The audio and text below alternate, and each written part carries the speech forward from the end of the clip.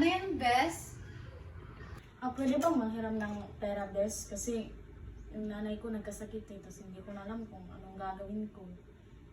Ikaw lang yung naisipan ko na hihirman ng pera kasi ikaw lang yung malapit sa puso ko eh.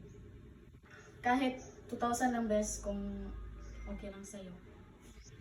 Oh, walang problema, Bes. Wait lang, kukuha muna ako ng pera.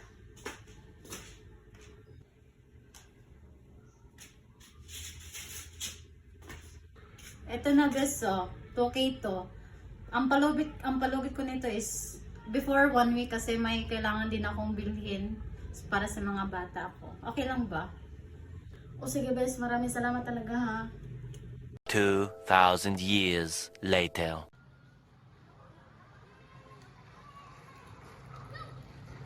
Bes?